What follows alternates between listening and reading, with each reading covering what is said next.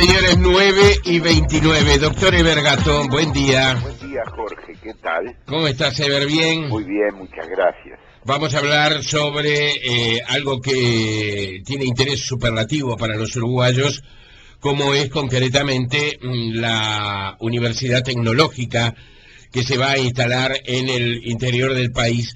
Pero antes te pido una línea sobre esta situación que hace retornar a momentos críticos en Medio Oriente, es decir, esta situación relacionada a Israel, Palestina. Ha vencido ya el periodo que se había dado como de gracia, de tregua, por parte de Israel, de 3 horas, para que el primer ministro de Egipto pudiera de alguna manera hacer contacto con las autoridades palestinas y a partir de allí encontrar una solución a este diferendo que tiene pinta de terminar en una guerra, en una nueva guerra, por lo menos en esa zona del mundo. Sí, es la continuación de una situación que nunca termina de arreglarse, ¿verdad? Ajá. Es una de esas tragedias humanas donde pasan los años, pasan las décadas y la situación permanece incambiada. El detonador de todo esto fue la muerte ejecutada por Israel con precisión quirúrgica del jefe de Hamás, ¿verdad? El jefe militar, Exactamente. jefe militar de Hamás, que explotó con un cohete dirigido a su auto en la Franja de Gaza. Impresionante, las imágenes de televisión observaban cómo se desplazaba el auto y a la vez se vio como esas bombas que tiran de bengala, ¿no?, a fin de año, o las hinchadas de fútbol, que iba descendiendo y que iba de alguna manera siguiendo el trayecto del auto hasta que estalló. Impresionante, una tecnología de guerra impresionante. Absolutamente impresionante, dio toda la impresión de que era una bomba que estaba colocada dentro del auto, ¿verdad? Uh-huh. Por las características, sin embargo no, fue un cohete que se dirigió exactamente al automóvil. Ahora, como decía antes, es esas situaciones que se reiteran y no se ve ninguna solución. Por el lado de los palestinos, bueno, ya conocemos lo que significa Hamás, lo que significa las dificultades que tienen para aceptar a Israel, su dogmatismo. Lo peor, Jorge, es cuando se combinan los sentimientos religiosos con la política. Claro. Mientras la política se mueve en el plano secular, todo es posible. Es posible la transacción, el acuerdo, el arreglo, la conversación. Cuando la política se traslada al plano de los dioses, entonces allí nada es posible. Y desgraciadamente en este conflicto Hamás pertenece a lo más rancio del islamismo, a las posiciones más, no las más extremistas, pero lo suficientemente extremistas. Y por otro lado, y desgraciadamente del lado de Israel, las cosas con los colonos no están mucho mejor, ¿verdad? Sí. Israel no ha conseguido suspender la ocupación de territorios. El movimiento religioso israelí es tremendamente fuerte. Los colonos reivindican territorios que entienden que tienen origen bíblico, el gran Israel hasta el Éufrates, y en esa medida siguen avanzando en la colonización de territorios. Y entonces con esa ecuación, donde por un lado Alá es uno de los protagonistas y por otro el Dios bíblico, como decía antes, parece muy difícil que se llegue a un acuerdo. Ahora se está amenazando con una invasión en la Franja de Gaza. Exacto. Nuevamente volvemos a la desesperante situación de hace unos años. La Franja de Gaza no nos debemos olvidar, es un territorio muy pequeñito, como si fuera un trozo de Tacuarembó, donde están hacinados literalmente decenas y centenas de miles de personas. Una invasión militar en esa pequeña porción de territorio tiene consecuencias catastróficas. Sin embargo, es lo que va a ocurrir y las Naciones Unidas revelan toda su impotencia para arreglar esta verdadera tragedia. Acá hay una solución que se ha manejado, que es la solución de Oslo, volver a las fronteras del 67, asegurar 2 estados y empezar a practicar una política de tolerancia y diálogo recíproco entre ambas partes que lleve a una cultura del acuerdo. Me parece que estamos muy lejos de eso. Sí, sí. Y por allí está Irán, que por ahora está quieto. Sí, por ahora está quieto, pero no sabemos hasta cuándo está quieto. Siria, que era otro de los grandes enemigos de Israel, bueno, está sacudido por un conflicto interno que lo hace que no pueda jugar demasiado en este conflicto. Sí. Pero Irán es un problema gravísimo.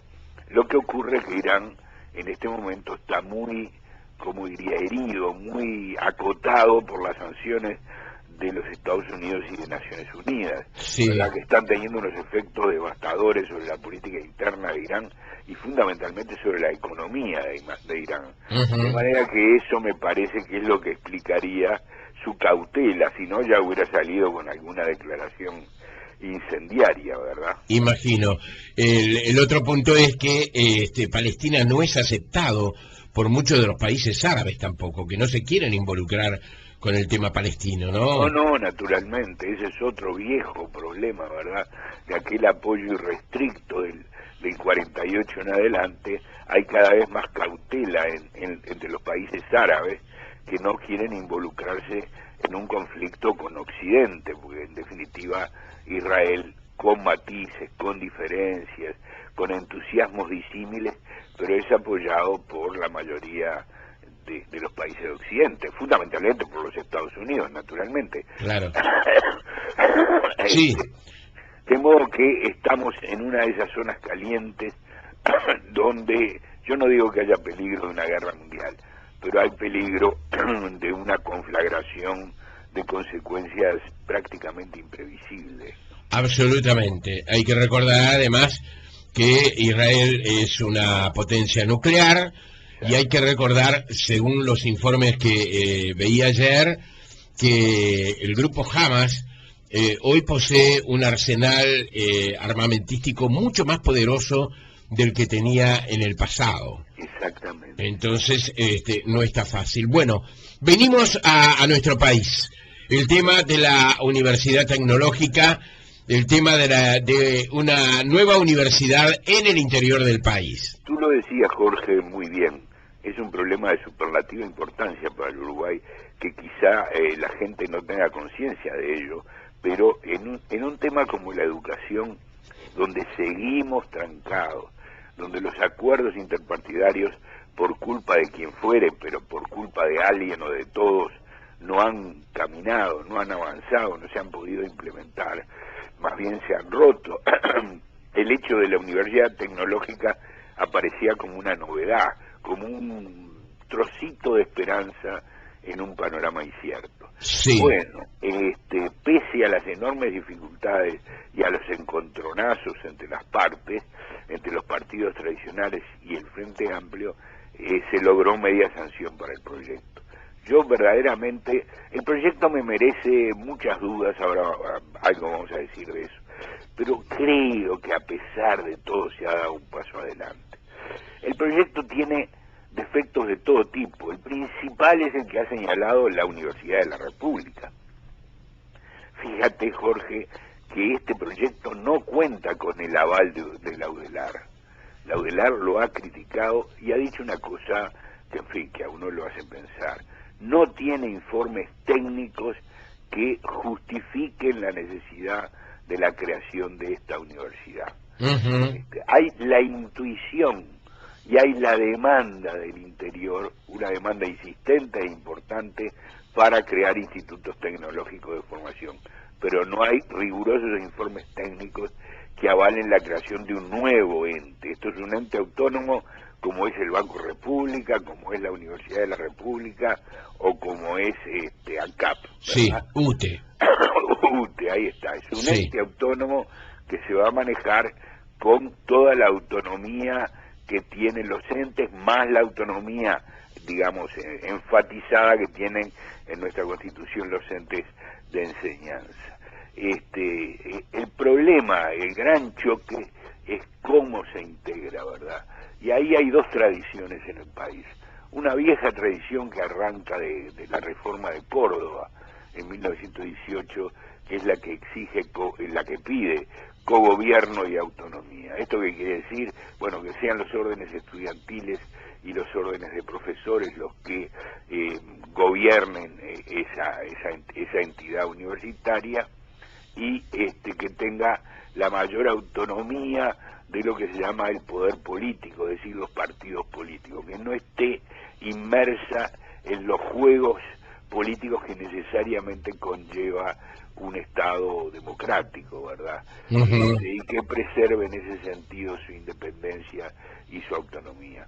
Y otra corriente muy posterior al 58, cuando se creó cuando se otorgó la autonomía a la UDELAR, que dice que bueno, que ese gobierno ha fracasado, que nuestra enseñanza está en este momento en condiciones paupérrimas, que no logramos superar las pruebas PISA en secundaria, que no logramos formar profesionales que tengan nivel competitivo con los del resto del mundo, que tecnológicamente estamos muy atrasados y que en el campo investigativo también estamos muy atrasados. De manera que ese tipo de representación en el gobierno, con cogobierno y autonomía, no ha funcionado. Eso no quiere decir que no deba haber algún tipo de autonomía y algún tipo de cogobierno. Obviamente que a los estudiantes hay que escucharlos, obviamente que al profesorado, al orden docente hay que escucharlo. El problema es el grado en que hay que escucharlo. Deben decidir o deben hacer oír su voz para que la misma sea considerada por quien decide las líneas de la enseñanza. Bueno, este es el debate. En este debate los argumentos son muy encontrados, se juegan valores caros para todo el mundo. La izquierda tradicional cree que Córdoba significó entronizar principios que son sagrados perdón, inmodificables, sí. Mientras que los partidos tradicionales evalúan la experiencia de más de medio siglo de manejo del cogobierno y la autonomía, y dicen, bueno señores, esto no ha dado resultado. Yo tenía la esperanza, te confieso, Jorge, sí, que se innovara en este caso. Yo creo que Mujica había señalado que iba en ese camino, en el que tú estabas señalando, en el camino que tú esperabas. Daba la impresión, además, que entre otros motivos la creación de una nueva universidad tenía que ver también con un espacio de libertad de acción que me parece que el Estado quería reservarse a partir de su gobierno, en una realidad que se diferenciara de la realidad que se vive con la Universidad de la República. Sin duda.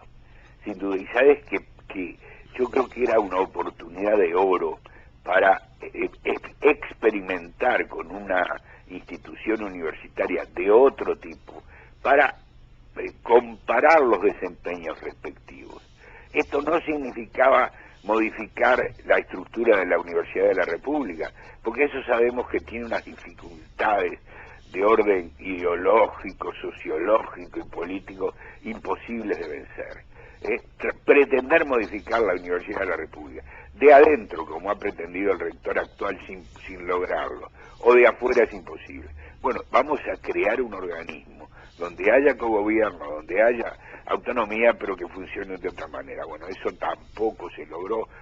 Debo decir en honor de la verdad que las fórmulas que presentó el Ejecutivo a la oposición eran bastante razonables en algunos aspectos, porque ofrecía delegados del Poder Ejecutivo, ofrecía que en algunas decisiones trascendentes tuviera que haber mayorías calificadas, de modo que se volviera decisiva esa representación política, pero no se logró porque la oposición entendió que aún así el margen de autonomía que tenían docentes y alumnos seguían siendo demasiado importantes, con un aditamento que creo que hay que señalar. Sí. Es un poco, digamos, en algunos aspectos se enfatizó el corporativismo, porque acá están representados los trabajadores, no solo los egresados y los profesores, los trabajadores no docentes, los empresarios, los institutos técnicos de nivel inferior de esta organización, lo que vendría a ser las facultades que se estarían por crear. De modo que en esas condiciones, con ese consejo, yo te diría que no soy para nada optimista. Bien. Ahora, solo, sí. solo se logró una media sanción. En el Senado se abre una nueva etapa de negociación. Yo Sí. lo que anhelaría, lo que desearía sea que en esa nueva etapa de negociación se lleguen a acuerdos interpartidarios que le den carácter estatal a esto y que nos permitan experimentar con un organismo nuevo, distinto, con otras características, y luego ver los balances y los resultados al cabo del tiempo. Eso me parece, Jorge, que sería el camino más adecuado. El adecuado. Veremos qué sucede entonces en relación a todo esto, veremos cuál es la batalla en el Senado, ¿verdad? Veremos.